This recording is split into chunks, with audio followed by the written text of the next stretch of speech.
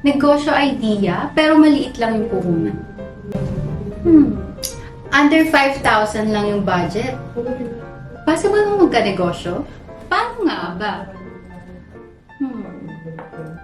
Sa panahon kasi ngayon, bukod sa pagtatrabaho, maganda rin na may negosyo, lalo na sa mga housewife natin na gusto kumita kahit hindi umaalis ng bahay.